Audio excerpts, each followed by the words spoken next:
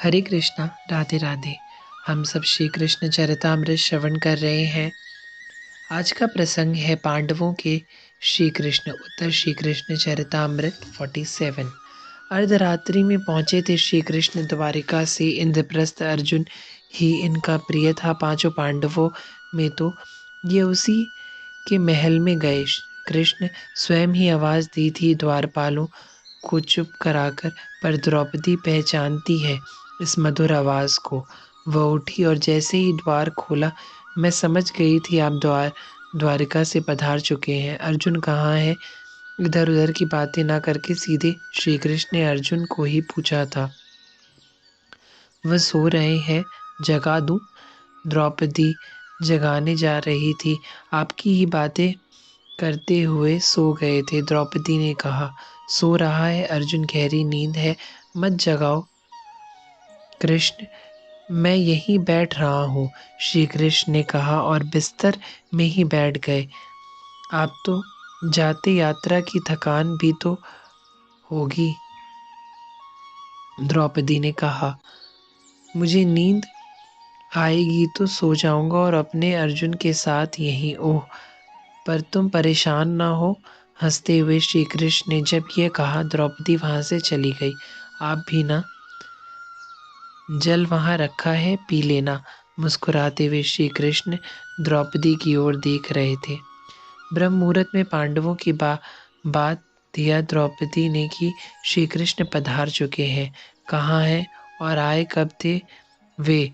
महाराज युधिष्ठिर द्रौपदी से पूछ रहे हैं। अर्धरात्रि को पहुंचे थे, द्रौपदी ने कहा। तुम अब बता रही हो, रात्रि में क्यों नहीं कहा महाराज? श्री कृष्ण थके थे यात्रा के कारण, इसलिए मैं आपको भी नहीं बताया। अर्जुन के महल में है। जी महाराज, द्रौपदी ने कहा। क्या श्री कृष्ण अचूके हैं? भीमसेन और नकुल सहदेव भी अपने महल से दौड़े हुए आए थे। हाँ, अचूके हैं, युधिष्ठिर महाराज ने कहा और अपने अनुजों के साथ अर्जुन के महल की ओर चल पड़े थे। स्नान कर चुकी थी द्रौपदी, अब श्री कृष्ण के लिए बाल भोग की व्यवस्था में लग गई थी। अर्जुन के महल का द्वार खुला ही था। युधिष्ठिर अपने भाइयों के साथ जैसे ही अर्जुन के महल में प्रवेश किए, तो ओह, जो दृश्य देखा महल का, वह अद्भुत था। स्तब्ध और चकित थे उस दृश्य को देखकर। द्रौपदी भी जब आई और उसने भी जब देखा अर्जुन सोए हैं गहरी निद्रा में, किंतु उस अवस्था में भी उनके मुख से कृष्ण कृष्ण कृष्ण यह नाम निकल रहा है।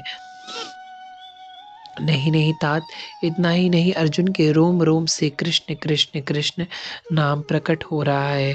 और इधर चरणों में बैठे हैं श्री कृष्ण अर्जुन के चरणों में, और अर्जुन की यह स्थिति देखकर उनके नेत्रों से अश्रु बहते जा रहे हैं। वह अर्जुन को देख रहे हैं और अर्जुन के चरण भी दबा रहे हैं। यह क्या है? युधिष्ठिर उस समय चकित थे। वह भी भाव स्नेह के इस बहती धारा में बह गए थे। भीम कुछ समझ नहीं पा रहे थे, नकुल सहदेव देहातीत हो गए थे, द्रौपदी गदगद थी, बाल भोग की व्यवस्था भी करनी है यह भी भूल गई थी। ओह, प्रेम के आगे कितनी असहाय से हो जाते हैं ये प्रेम स्वरूप। ऐसे ही तो नहीं कहा गया है श्री कृष्ण को?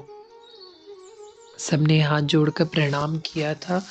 इन दोनों अनादि सखाओं को नर नारायण की जोड़ी यही तो है। अर्जुन ही उठे थे पहले, वो चौंक गई। ये क्या, मेरे पाँव में मेरे प्राण सखा पीताम्बरधारी बैठे हैं और बैठे ही नहीं, दबा भी रहे हैं।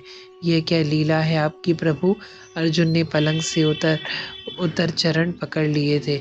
ओ अर्जुन, जैसे तुम्हें भान नहीं, ऐसे ही हमें भी कुछ भान ही नहीं रहा। श्री कृष्ण ने अर्जुन को गले लगाते हुए कहा।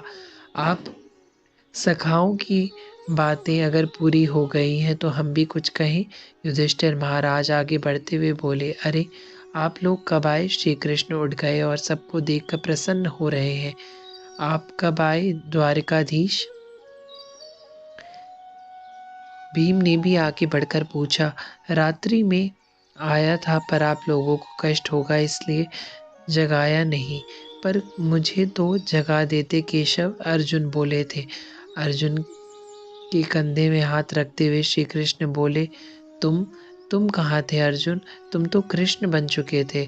अर्जुन ने अपना सिर झुका लिया था। भुआ कहाँ है?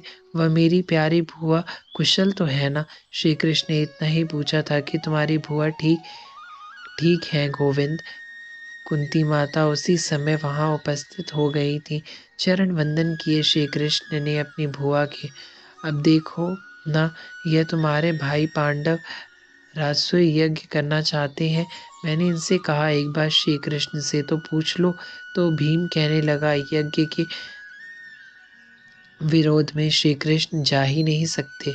किंतु भुआ अपने प्यारे भतीजे श्री कृष्ण से अपने हृदय की सारी बातें बता रही थी। तात इन लोगों का और है ही कौन, सिर्फ एकमात्र श्री कृष्ण के सिवा उद्धव विदुर को यह प्रसंग बता रहे हैं। क्या तुम लोगों को पता है, राजसूय यज्ञ में समस्त पृथ्वी के राजाओं के ऊपर विजय पाया जाता है, या वह तुम्हें इस यज्ञ को करने की अनुमति दे तभी ये यज्ञ संभव है। श्री कृष्ण भीमसेन की ओर देखकर बोले थे, हाँ, पृथ्वी के समस्त राजा हमारे आगे नतमस्तक हैं। भीम ही बोला था, बाकी सब सुन रहे थे। अरे वाह भीम दादा, तुमने तो अद्भुत वीरता का परिचय दे दिया, पृथ्वी के समस्त राजाओं को जीत लिया। श्री कृष्ण की यह बात कुछ कुछ व्यंग जैसी लगी भीम को, तो भीम ने तुरंत सफाई भी दे दी। कुछ मित्र राजा थे ही और कुछ राजाओं को राजसूय यज्ञ का निमंत्रण भेजा तो उन्होंने स्वीकृति दे दी। भीमसेन ने कहा, तो जरासंध ने भी स्वीकृति दे दी होगी? श्री कृष्ण ने पूछा। जरासंध? भीम युधिष्ठिर की ओर देखने लगे थे, फिर बोले, एक राजा ना मानने से क्या होता है ना भीम? एक भी राजा तुम्हारे विरोध में अगर खड़ा है तो राजसूय यज्ञ नहीं हो सकता। श्री कृष्ण ने कहा, मैं तो आज ही जाता हूँ मगध और जरासंध को युद्ध में पराजित करके आता हूँ। भीम की इस बात पर श्री कृष्ण हंसे, फिर बोले, भीम तुम क्या समझते हो जरासंध को? वह साधारण है। अरे तुम जैसों को वो एक ही बार में मसल देगा। भीम चुप हो गया था। तो फिर जरासंध को हम कैसे हराएंगे? अर्जुन ने श्री कृष्ण से पूछा। बस एक ही उपाय है, श्री कृष्ण बोले। अर्जुन, तुम्हें तो पता है ना, मैंने इस जरासंध को 17 बार हराया, पर 18वीं बार में इसने एक लक्ष्य ब्राह्मण को मुझे युद्ध में हराने के लिए मंत्र जाप में लगा दिया था और उनसे कहा था कि श्री कृष्ण हारना चाहिए, अगर नहीं हारा तो मैं तुम सबको मार दूंगा। उन बेचारों ब्राह्मणों की रक्षा के लिए मैंने रण को छोड़ दिया था। श्री कृष्ण इतना बोलकर चुप हो गए थे। तो जरासंध को हम कैसे मारे? अर्जुन ने पूछा। प्रिय अर्जुन, ब्राह्मण के प्रति उस दिन से जरासंध के मन में अपार श्रद्धा है। हमें इसी का लाभ लेना होगा। कैसे? भीम ने पूछा।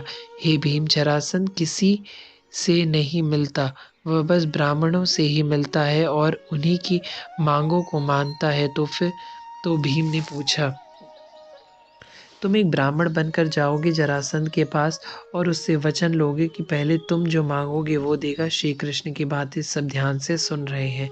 हे भीम, फिर जब वह तुम्हें वचन दे दे तब युद्ध को दान में मांग लेना।